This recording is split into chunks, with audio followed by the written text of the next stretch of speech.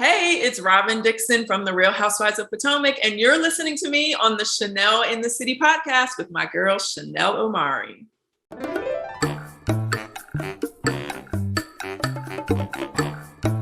Hey everyone, welcome back to another episode of Chanel in the City. I'm your host, Chanel Omari, and we have a very special guest here with us today. She's one of my favorites. She is the star of the Real Housewives of Potomac on Bravo TV, and she is the co-host with her co-star, of course, Giselle Bryant, on her amazing, great podcast, Reasonably Shady. It's real good. Please welcome our dear friend, Robyn Dickson. How are you? Hello, Chanel. I'm so good. Thank you for having me. Thank you so much for being on the podcast and taking out your time. I know you're very busy and we're going to get into it. I also want to give a shout out to Too Much Content. We are recording out of their studio in New York City here. So thank you for that. Right. And so Robyn, first of all, how are you? I know you're in your new house. So congratulations on that. Thank you. I'm doing very well. I definitely have been very busy doing house things, but so excited. I just feel so good just to be like in my own home and, to do whatever I want to it and just, get settled. Everyone's so happy. So I'm so happy for you because, when I was watching the season, a lot of people, I just moved out of my house, it was a childhood house for a long time, moving into the city, and people don't realize moving homes, whether you have money, don't have money, it's just a lot, right? And I was feeling for you this season because you're also, you're filming a reality show, you have a full-time job, you're doing the podcast, you're busy being a wife, a mom, everything. Yeah. And then, so how was the move? How did you cope with that with your mental health? Oh my gosh. It was a lot. First of all, like my movers were a disaster. I'm not even gonna, I won't mention their name, but like I've moved, goodness, this is my third time moving within the past 5 years, right? 5 or 6 years. And every time it's just been a nightmare. And so this time I was like, I'm going to hire movers and I'm going to pay them to pack and do everything. I'm not going to lift one finger. And they showed up and I told, hey, I want to do a pack and move. Like, you're going to bring all the boxes, you're going to bring everything, blah, blah, blah. They showed up and the guys were like, I've never packed anyone. Most people just have their boxes ready. And I was like, you're kidding me right now. Like, I was so upset, but I was like, let's go. And I'm like, they're packing, I'm packing. I was like, this is not how this was supposed to go. I was supposed to be like, sitting on the couch with my feet up and letting them just do their thing. And so, yeah, you're like, I didn't work this hard to get to this point, because I would have been pissed too, because I don't understand that whole thing with the movers, because this happened to my parents. I'm like, you're paying them to move you. Right. Oh my gosh. And so it ended up being like a whole 2-day process. Like it was a nightmare. So yeah, so like moving on top of like, and even before then, it's like, building a house. Oh, well, what color, what color lights do you want? What color this? What do you want? It's like picking all this stuff. And I'm like, oh my gosh, like it's so much stuff that you don't think about.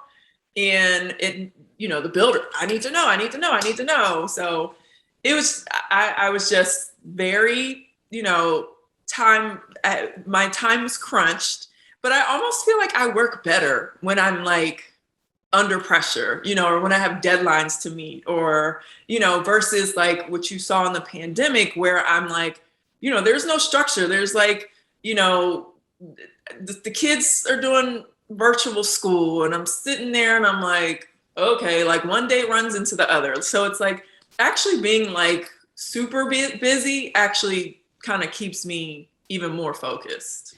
I like that. It's so funny because that you say that with mental health. The podcast, we always talk about tips.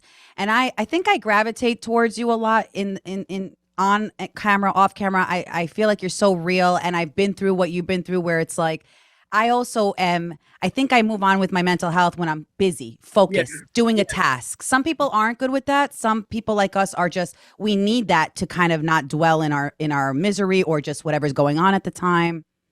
Right. Yeah. Cause it's like if there's like too much idle time, that's when I get lazy. It's like, Same. oh, it feels good being on the couch. Let me, you know, Yes. Let me oh, binge watch Housewives of Potomac right now. Let me yeah, go rewatch it season 1 to season 6 because I ain't getting off this fucking couch. Excuse my language. You know what I mean? exactly. So like I almost have to be busy for me to like stay focused. Like, cause if I'm not, like super scheduled and busy, that's when it falls apart. Well, on that note, we could talk about, you and your beautiful man, husband, Juan.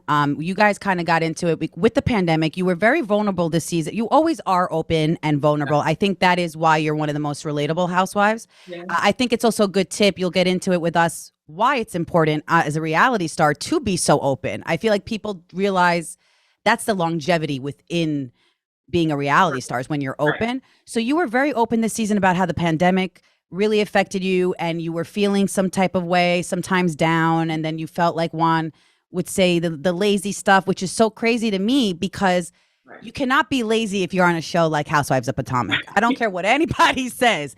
There Right. is, because you're still doing a job. You're Yes. still showing your life, right? So talk to us a little bit about that journey, how you coped with that, how you got through that with your husband. Yeah. So Juan is very much like he's the type like he doesn't sit still. Like I said, like if I don't have like a ton of stuff that's like scheduled for me, I have no problem laying in the bed, sitting on the couch, chilling, relaxing, and then that kind of just becomes a way of life. He, on the flip side, like does not want to sit in the house. He doesn't want to chill. He doesn't, not for like a long period of time. Like he's very much like on the go, can't sit still. And, we've known each other since 1996. We've been in each other's lives forever. So we know that about each other's personalities. But he saw something in me where it was like, okay, it was more than me just chilling. It was like, okay, you're not, he saw that I wasn't the same person. I wasn't doing the same things that I usually like to do. I didn't have the same, energy. And he wasn't used to that because, we've been through we've been through so much. And I've kind of always been the one to like hold it together and say, we're going to figure it out. We're going to make it work. We're going to like, just keep working hard. And he just wasn't used to seeing me like that, especially when it's like, he knows I have a thriving business. He knows, yeah, we are filming. So like, am I literally just like waiting for like to see, okay, I got to be there at 2. Let me roll out of bed at 12. And, I have kids that are in school and, I should be on top of their schoolwork. I should be cooking them a nutritious meal. Like, so he wasn't used to seeing that. And it's funny, like I'm used to his toughness. And although, a lot of people probably were turned off by it, like, thinking he's not being understanding. I know that that's his way of like tough love, of trying to like, trying to motivate me. He did kind of, when the show was airing, and he kind of like heard me talk about it more, amongst the ladies. And, he kind of heard some of like the feedback I was getting from the viewers. That is when he was like, oh my gosh, I feel so bad. I'm so sorry. I didn't realize that this was like really an issue, that it was deeper than him just thinking like, okay, snap out of it. So he did have some regret just on how he handled it, because like I said, he's so used to me being the one just to like figure stuff out, and wasn't used to me being at a point where I was like, I can't do it, So it's kind of weird, I thought that when I was talking about my storyline, um, okay, so let me rewind. Like that wasn't even something I intentionally shared with the viewers as part of my storyline. It was something that I was communicating with the producer and saying, we're just having a conversation. And I'm like, man, like, I'm like really struggling here. Like, I just don't feel right. I don't feel like myself. I'm not motivated.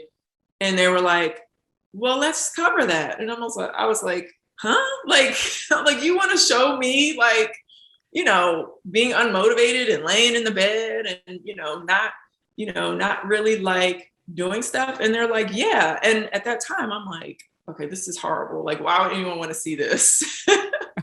But, the producers know what they're doing because so many people connected to that.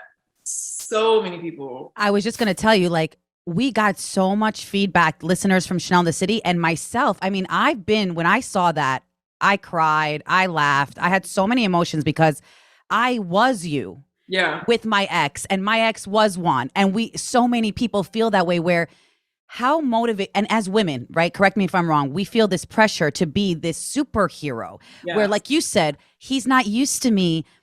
He's used to me doing well in my business, doing well in filming, and taking care of the house and making our relationship work. And I think a lot of men don't realize, like my ex used to say that too. He was always a busybody.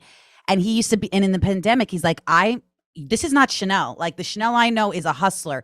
But how much can you hustle also? Like we're human beings. We're not robots. So I think you're probably one of the first housewives that showed that non-perfection vulnerability where everyone's like, oh my God, if Robyn's going through this, it's okay that we're going through this. We're going to all figure this out together. You know what I'm saying? So many people were like, thank you.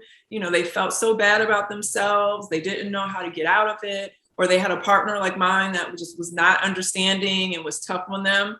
And I was so floored by the response. And I was like, wow, like, like I said, like when we were filming, I was just like, oh my gosh. Like, I really was like, this is embarrassing. Like, thankfully I was open to sharing it and being real and honest and open.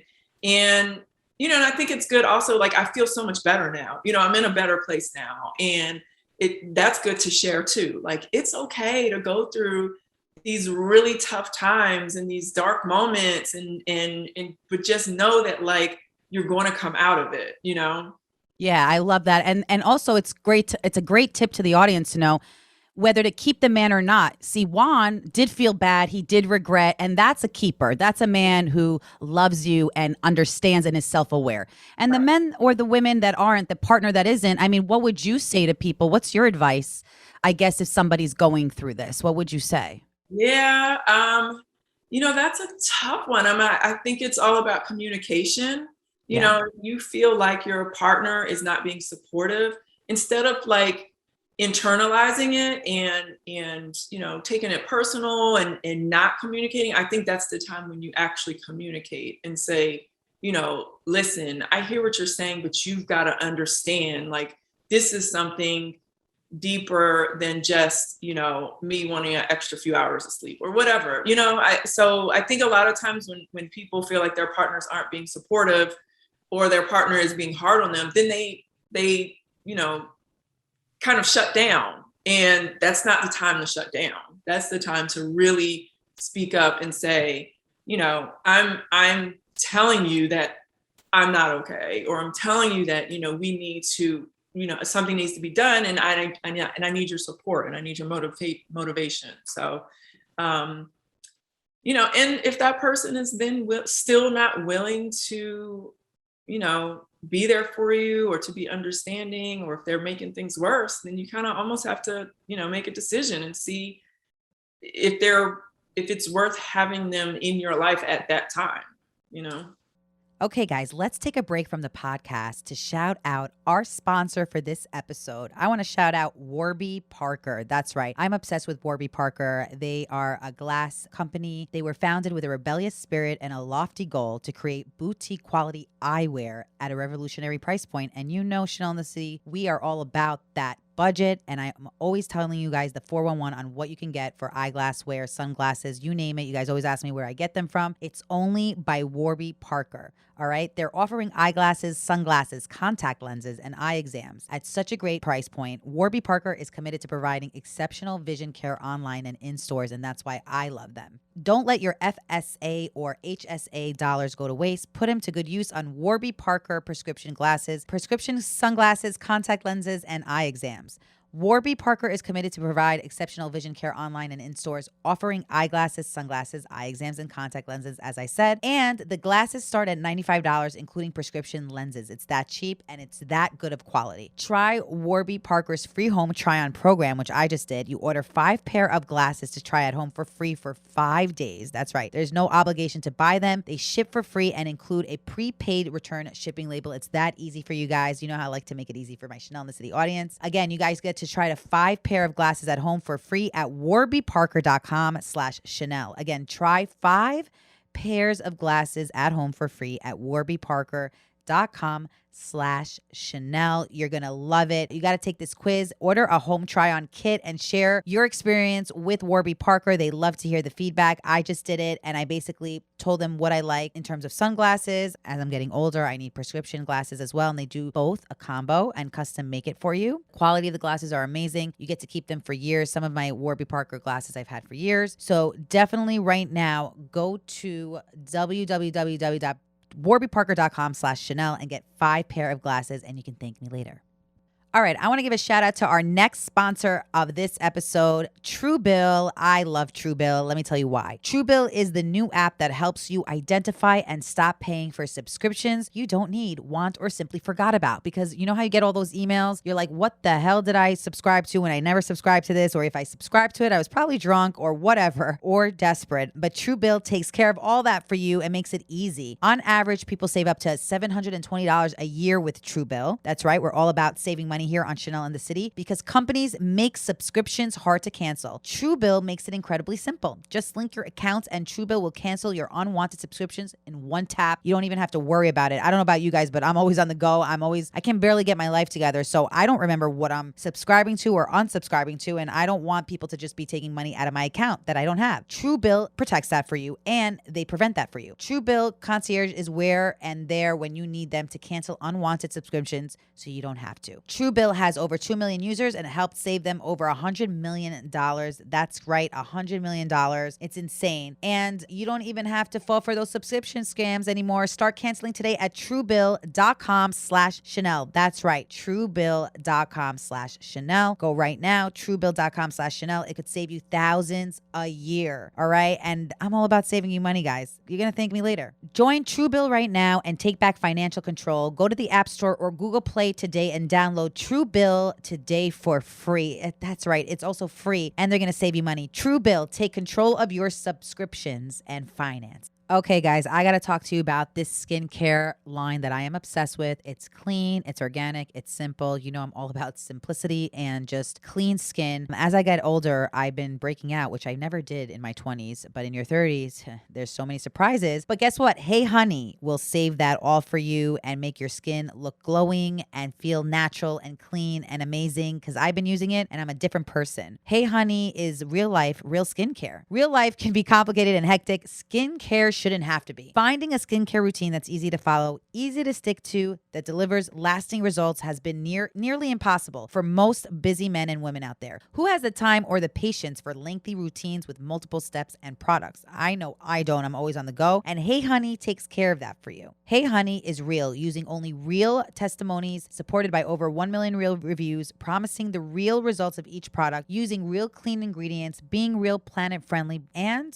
they have a real pro-grade line. Fast-acting, long-lasting, multitasking, self-adjusting are all the benefits of Hey Honey. In a world of social media with tons of messages, videos, and products being thrown at you every day, you need one you can trust, a skincare routine that is stress-free. Hey Honey is simple, easy to understand, and transparent skincare. It's for everyone and used by everybody. And what I love about Hey Honey is they use honey and bee propolis that have been used in skincare regimens. Even the beautiful Queen Cleopatra used to bathe in milk and honey. Can you believe that? That is amazing. Holy moly. I love Hey Honey. I feel like my skin just feels like pure silk, honey, and cream and milk. And that's what you want it to feel like without those extra chemicals, without those extra ingredients. And obviously, honey is a really big ingredient known for your overall health and body and skin to get better. What I love about Hey Honey products is the serum, the vitamin D and B glowing serum, which makes your skin look and feel fresh. They also have the moisturizer. It's cruelty-free and it's paraben-free and long-lasting. And I love it. And you're going to become obsessed with it also. and it hydrates your skin as well. And I'm hooking you guys up right now. If you go to heyhoney.com, use the code Chanel at checkout for your 20% off your first purchase. That's right, 20% off they're giving to you for the holidays. Chanel in the City. Use the code Chanel at checkout, heyhoney.com, and you can thank me later because your skin is going to breathe, feel good, feel clean, and you're not going to have to wear that much makeup, by the way. Thank you so much. And now back to the podcast. Hey guys, your girl Chanel Omari here from the Chanel in the City podcast. Thank you guys for joining in to this new episode. Can't wait to get into it. It's a great hot episode as always. Make sure you subscribe, like, and comment on this episode and each episode of Chanel in the City. Leave a positive review for your girl or leave some constructive criticism. We welcome that too so we can get better because we're all about getting better in the city. I love that. That's great. Yes, that's great advice, and it's realistic. Yeah. Where do you and Juan stand now? I mean, how has your relationship blossomed because of this? Yeah, we're great. He definitely, like I said, like he felt really bad, and he kind of said, what, I got to make more of an effort to be more hands-on and be more helpful. Around the house or with the kids or just in our lives too. Like he realizes like I'm super busy. I have a lot going on and he's very busy too, but he's got to contribute just as much as I do when it comes to like, the home front. So he realizes like, I can't do it all. So it's good. It's like, and that's the great thing about long-term relationships. Like, they're not perfect. And, you got to be able to weather the storms and to, understand one another and to grow and evolve with one another and realize like, you're not going to be the same person the entire time. And, that's just a part of relationships is being able to grow and adapt with your partner. And I love that. And I love the fact that you guys also, a lot of people say, oh, reality TV can affect our relationship for the worse. I think reality TV actually is a great mirror to either, like you said, work through it, grow, and become better, or get rid of whatever isn't working for you. Yeah, I agree. I honestly believe the show has really helped us. Number one, because like early on, it made us actually closer and bond more and kind of like really have each other's backs because, for us, like, we're real people. Like we've been together, since we were in high school. We really genuinely love and care about one another. And so early on when it was like, it's like a lot of negativity and a lot of judgment and criticism, it's like, no, like you don't know us. You don't know us to judge us like that. You don't know, how connected we are or how much we know each other or how intertwined we are. And we're not going to let outsiders, kind of tear us apart or tear us down. And so it really made us come together even more and have each other's back even more and want to see each other succeed and be successful even more and to be stronger for our kids, like all of that. And then it is kind of, interesting. A lot of the conversations that you might have on a reality TV show, like it fosters communication, it fosters, introspection and talking about things that maybe you would have kept inside. So it's really cool. I think the relationships that break up, I think sometimes it has to do with like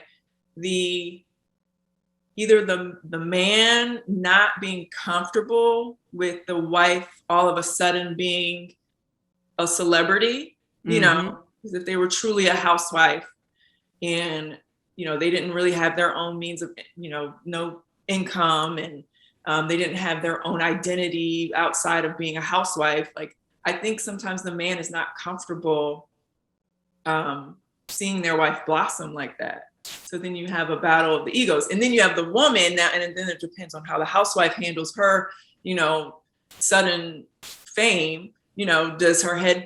Does her ego get big? Does her head blow up? Does she act different? Or does she remain, the same person that husband always knew? So I think that's where those problems come from.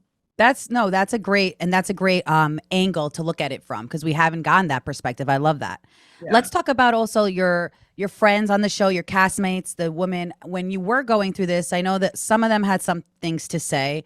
Karen, a lot of times, like how did you cope with that in general? Like, did you feel like they had your best interest at heart? Did you feel sometimes there was shade? Like, what were your thoughts? I always expect on a show like this for people to have shady remarks and judgment and, to find something to critique. So, I really didn't care what they were going to have to say about what was going on in my life. If they want to like make light of it or, talk about my relationship or whatever, that's on them, honestly. Like, I kind of expect it. So it almost would be surprising if everyone was 100% supportive and had nothing shady to say. Yeah. So, that's the thing about me. Like, I know that I'm not perfect and I don't strive to be perfect and I don't pretend to be perfect. And so there's almost nothing that anyone can really say about me that will like, hurt my feelings.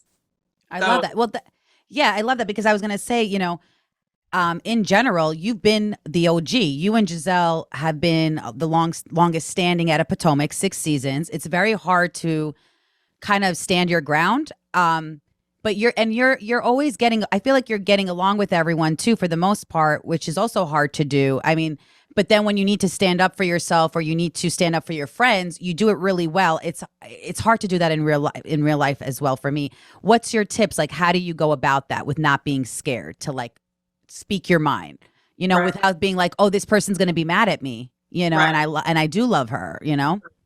I think it's like, it is hard. Like, okay, so sometimes you have to play like a little, like psychology game. And it's like, you have to like, let's say like sandwich a criticism with like 2 positives. And, so it's almost like you have to know how to like phrase something or, how to like soften something. But like, I've never in my life been one to hold my tongue when it comes to like, I'm not gonna, so this is the thing. If you see me on the show, I don't throw out insults. I don't Right.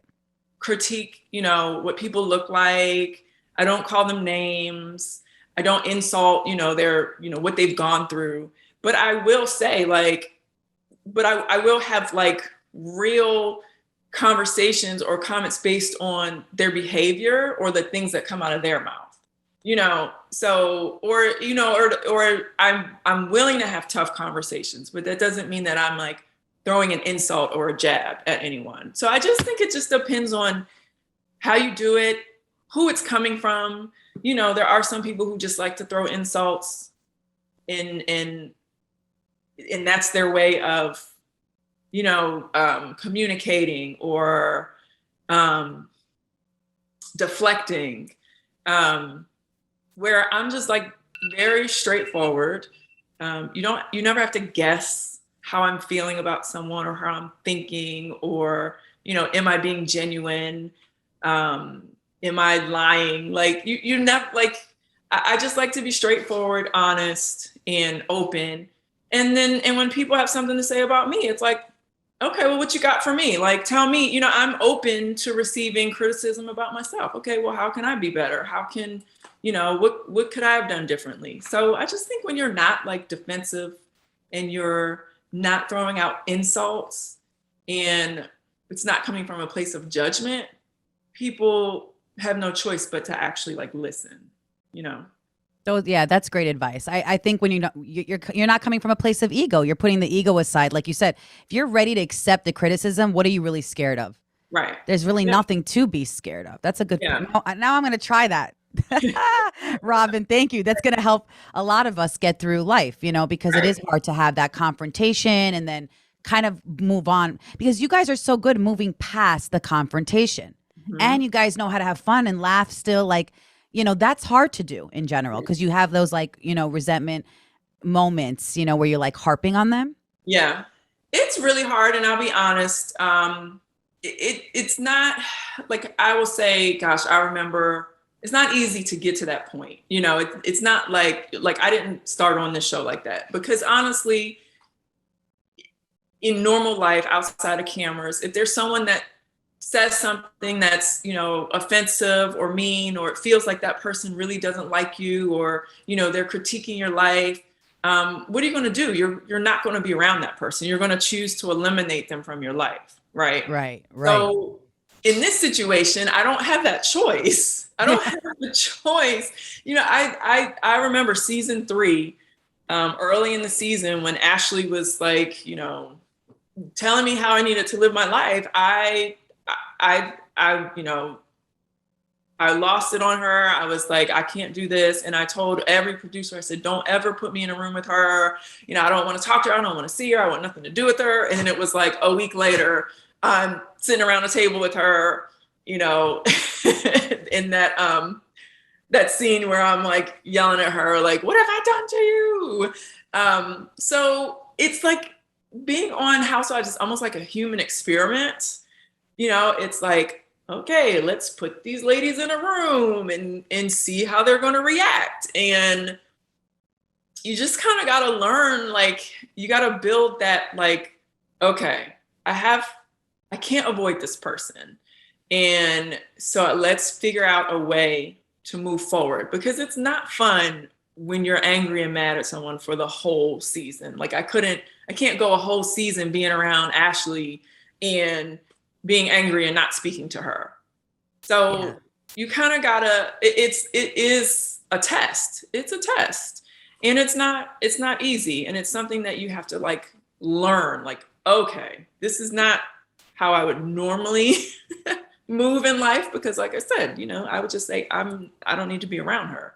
So now you have to figure out, how do we coexist and how do we try to make it better?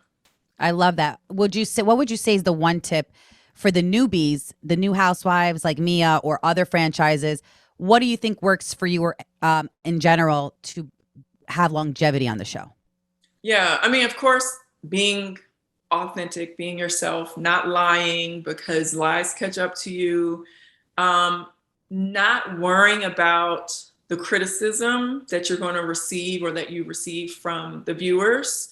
I actually think that's a lot of people's, I don't want to say downfall, but I think a lot of people harp on the comments and the criticism and the, what they're saying on Twitter.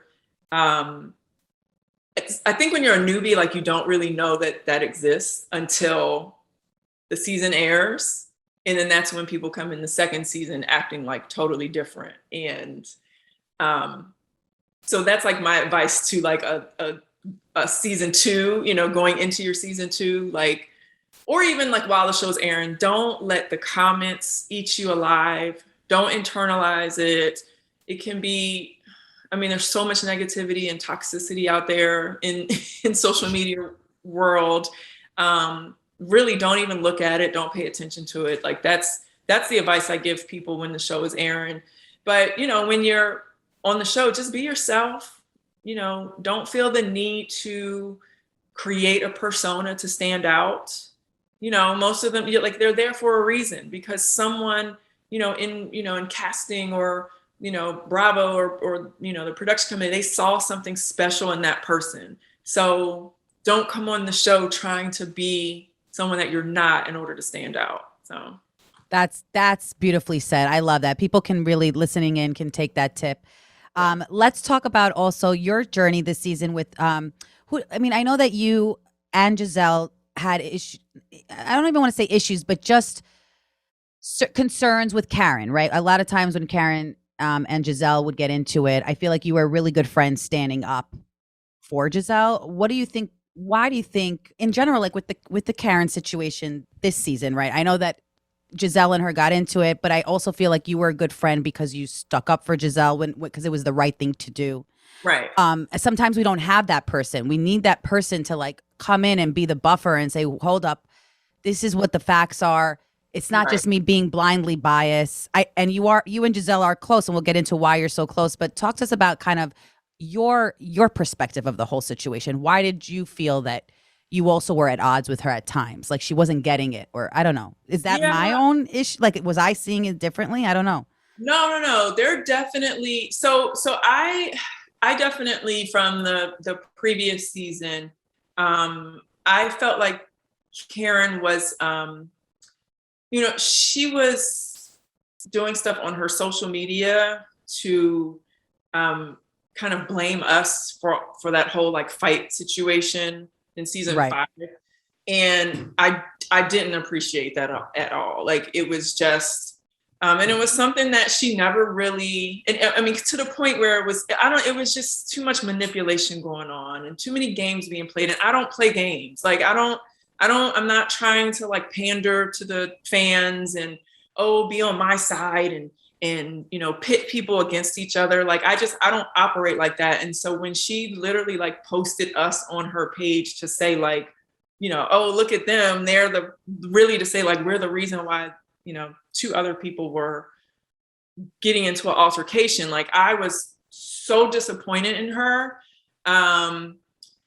so turned off by her. I looked at her totally differently. It's like, how are you like supposed to be this grande dame, sophisticated woman, and you're playing these games on social media. So like for me, she didn't sit right with me like early on in the season. And I kind of just, wanted to just not keep my distance, but, just be careful with how I interacted with her.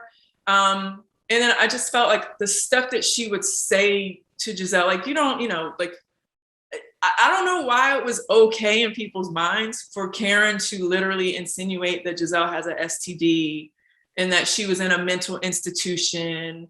She also called her a drug addict. Like, I don't know why it was okay in anyone's minds to sit there and let her say these types of things to someone. And so yeah, because it's assassination of character, and that's not cool without backing it with facts. Yeah. In general. Right. And it came from the same blog that made the stuff up about Wendy's husband. It came from that same blog. They made up stuff about us all the time. Like we were subject to just, they made up stuff about me and Giselle and Wendy and whoever else was not on, the other person's side. And it was so much toxicity. And I couldn't believe that she was like regurgitating that stuff as if it was fact and to hurt someone.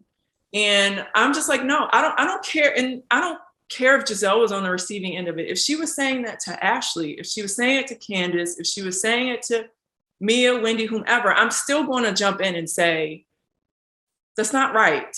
I'm still going to stick up for that person. So I do find it, sad that people don't want to see me stick up for Giselle, because I would stick up for anybody. It's not about, I'm only going to stick up for Giselle. No, I'm going to stick up for someone when it's right. And I'm going to call the person out when they're wrong. It doesn't matter who it is. So I don't know. I just think Karen gets a pass because of her delivery. Like, she speaks with this special tone, a different tone, and makes it sound all like fancy and stuff. And it's like, no, it's still not okay with what's coming out of your mouth. So it's just a lot of that. Like I was just always turned off by a lot of her behavior that really got a pass. So.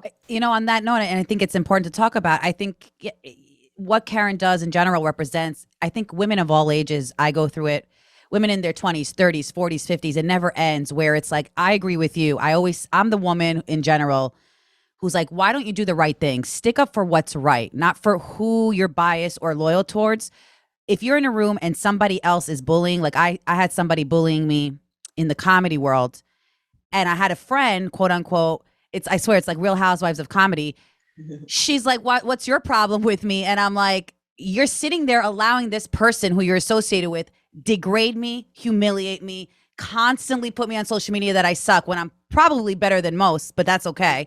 Because girl, we've been in reality TV. That's a whole different beast. When you're in showbiz, like the comedy game can kill you. Wow. But when she came to me and said to me, and this happens to a lot of people, when she's saying, well, what did I do? And it's like, it's not me. It's like, but you're standing there allowing it to happen. Right. So when I see you stand up, I'm like, wait a minute, there's women like Robyn out there who do stand up for the right thing, who don't play the games. Then there's no excuses for this whole mean girl game playing. It's a bigger picture, which is I'm happy you're talking about. Yeah, it is. And it's so funny. It's so weird. It's like, just because Giselle is a big personality on the show, everyone thinks it's okay to, try to pick her apart. And I think it's also because she can handle it. Like, she can take all the bullets, and she sits there and she's like, whatever. Yeah, she laughs, right? But doesn't make it okay. Right. It doesn't make it okay. And you still need to address that person that's, that's being, the mean person, and saying all this stuff and saying, look, this is not okay. It's not okay if you say it about Giselle. It's not okay if you say it about Ashley. It's just not okay. And it's not okay, like, I had a problem with her saying, oh, Giselle was never in a mental institution, but I had a problem with her acting as though there's a problem if she was in a mental institution. Like, what are you saying about people who've had mental health problems and they've had to be hospitalized? Why are you using that as, something to tear her apart with? Like, it's almost like you have to call them out, not only on how they're treating that person, but on how the stuff that they say is a reflection of what's going on in the real world too. Like, amen. Right. Because she's stigmatizing mental health and people who have been in mental institutions. Yeah. By the way, people who have been in mental institutions doesn't mean they're bad, doesn't mean they're crazy. It just means we all could be in one. Honestly, we just, some of us don't get caught, out loud. You know what I mean? But I know Giselle is, even saying that is just like a laugh. It's a joke because she's one of the women that have it all together. And again, I like how you're saying it. It's not about that. It's just like it's not cool even making someone feel bad about it. Yeah, it's not. And she said a lot of other things that they didn't air, but I had an issue with, I was just like, why is that okay? Why? Where do you guys stand now? I mean, we're fine, kind of like just, we finished, we went through the season without really any confrontation. We're fine. I would say we could stand to be closer or to, get better. I don't have anything negative to say right now. But we could stand to have a better relationship. Has she ever apologized? I think the listeners want to know if she's ever apologized to you and Giselle in general, or self-aware of what you guys had brought to her attention. No. No, she just she deflects and she makes excuses for her behavior. And she's a master deflector. She'll always flip it and put it on the other people. So no. Yeah. Well, in terms of the reunion, anything you can get, 4-part reunion. Let me tell you something. The first was, you can't take your eyes off of it. For those of you who have not tuned in yet, make sure it's on demand right now. You can binge watch it. Talk to us a little bit about what we can expect from the other parts. What is there to come from your end with the other ladies? Yeah, I mean, there's a lot of, confrontation, a lot of people, trying to talk things out. I honestly can't say that we're in a better place. You know what I mean? Like, I can't really say that. So maybe that's something to look forward to moving forward. Yeah. But, definitely a lot of just, putting everything out on the table. And of course, like, Nicki Minaj was like, yes. Can you tell us about the Nicki Minaj? Oh my God, we're dying. Yes. You know what? Nicki was so awesome because you can really tell that she really, really, really has watched the show from like season 1 early on. And she really knows us. She knows the show. And she didn't come from a point of she didn't seem biased. She seemed, she watches the show. She sees it for what it is. She's not team this person, team that person. It's like, okay, let's talk about this. Let's talk about that. Why this? Why that? And I really appreciated that about her. Like, and it's funny because she says a lot of stuff and asks a lot of stuff that, like, Andy as a white man wouldn't be able to say, Oh, interesting. Right. That's phenomenal because, right, we get the Black woman perspective as well. So you guys got into it, I'm assuming. Oh yeah. She's definitely, she goes there. It's fun. It's good. And she really like took her time, and like, it's like, you could just tell she really took pride in, in doing her job. And from what I understand, she had multiple meetings with the producers to like talk about, her job and what she was going to talk about. And I appreciate that she took it so seriously. Do you think she did justice for Andy? I mean, like in Andy's place, was it just different, a little different, like you said, or? It was different because it was like you really felt like you were just talking to like a girlfriend that was like in town visiting, and she's like, okay, like I'm catching up on all this, so let me tell you know what I mean, like what's up with that and what's up with that, and it was more like you're literally talking with a girlfriend that didn't have like a dog in the fight. Like she's friends with everybody and she's just trying to figure out, well, why you say that and why that happened and why, Well, how does it make you feel in general that one of the biggest superstars and music moguls in the world has even said that she's loved you, Giselle and the ladies, has said that how does that make you feel? That would make me feel like on cloud nine. I mean, it's so awesome. Like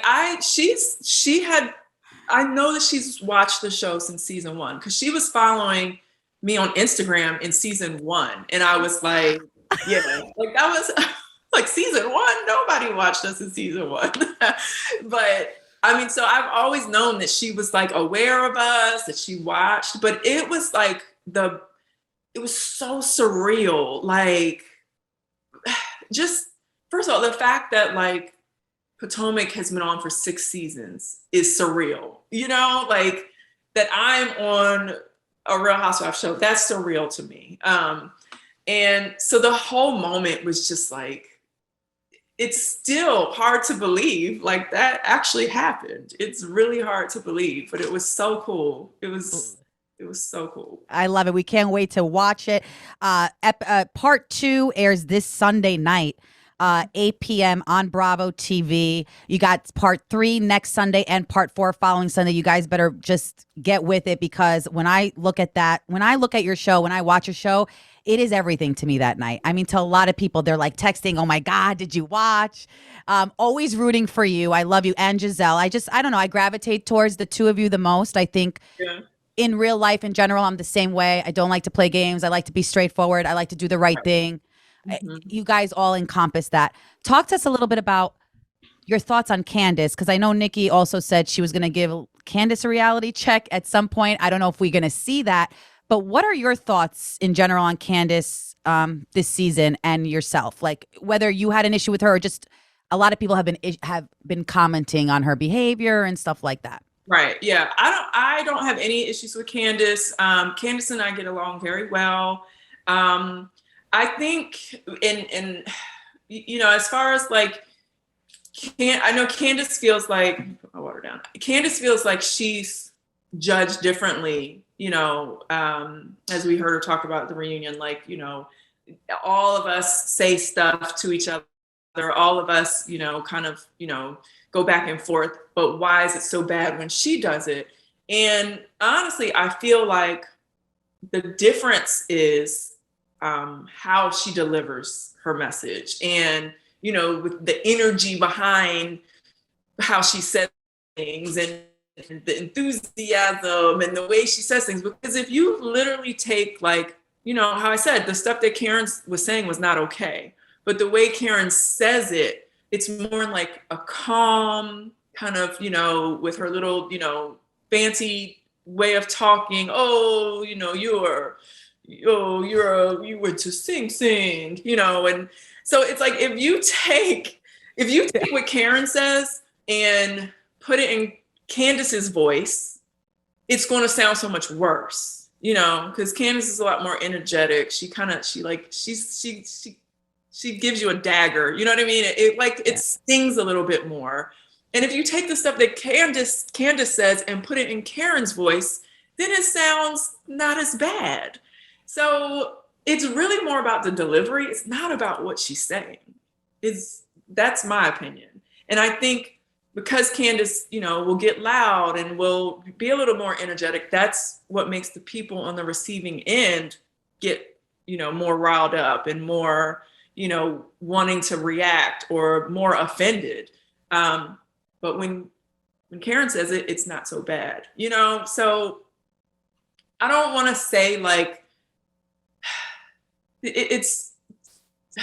I don't, so I'm like, I wasn't offended. I'm sorry when she called Ashley wide body. I wasn't offended Right. when she said your mama to Mia. Like I knew that that was like the typical, you know, knee jerk, your mama reaction when someone like, you know, insults you, you insult them back. Well, your mama, you know, so Yeah. I don't get as offended by the stuff that she says. But I think it's when like she keeps it going and she's a little more, you know, she's yelling a little bit more, a little bit louder. That's when it gets a little bad. But you know, We have two more questions. We're going to wrap up. What do you think needs to happen to move forward with these ladies? What do you think needs to happen for yourself, for everybody, to move forward for season 7? you know, I mean, I feel as though I'm in a good place with just about everyone. I do not feel good about where I am with Wendy. Right. Yeah, like Talk to us a little bit about that on top of, yeah, if you can. yeah. So for me, I felt like I said everything I needed to say at the reunion. I did not come in with a cold heart with the reunion. I wanted to get to a place of resolution, but I felt she was not the same. Like she did not want to hear anything anyone had to say. It's like she's very stubborn. She wants to be right. She wants, you know, everyone to be wrong. Everyone's a bad guy. You know, I felt like as a friend, she was like thinking the worst of me, which, you know, is kind of, you know, offensive. Like, okay, if we're really a friend, if we're really cool, we should be able to talk it out and move forward. But she didn't offer that grace to me to just like, let's get to a better place. And so I don't feel like we're in a good place at all.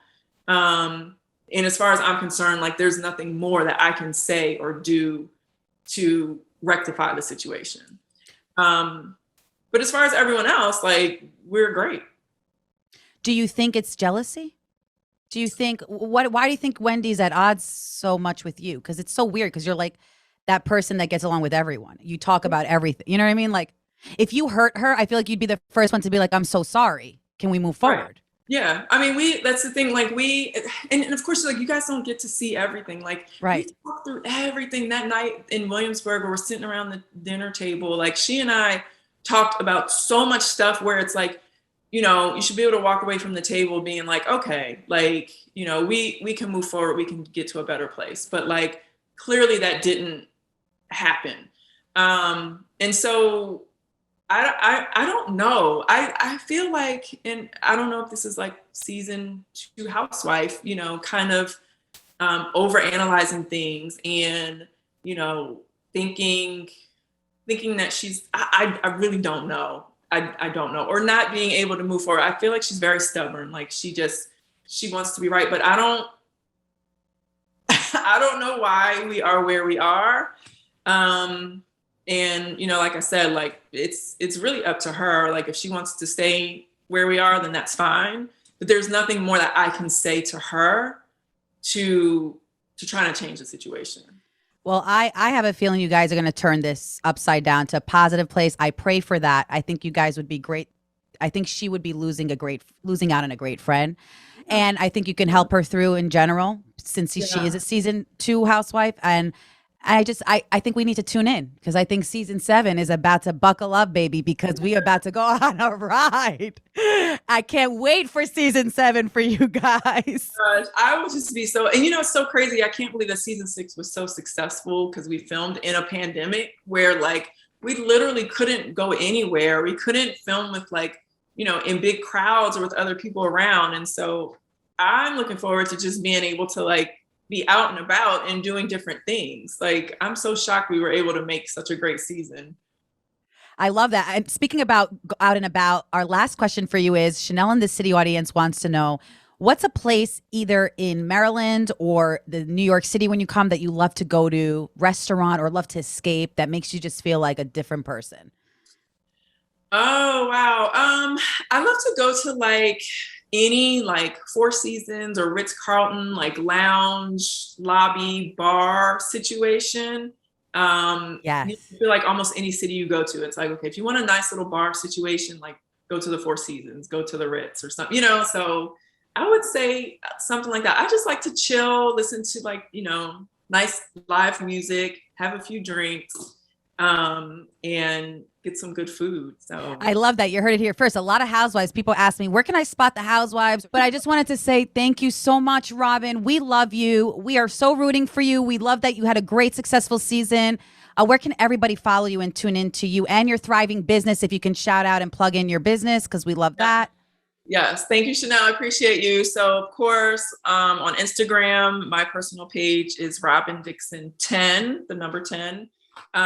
We have Reasonably Shady, our podcast, or you can listen to Reasonably Shady on, you know, anywhere you get your podcast, Apple, Spotify, iHeart, all that.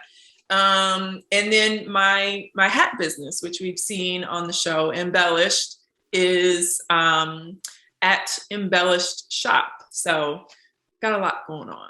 I love it. I'm about to buy me my birthday hat from your Embellished shop on November 21st. So I hope it's not sold out.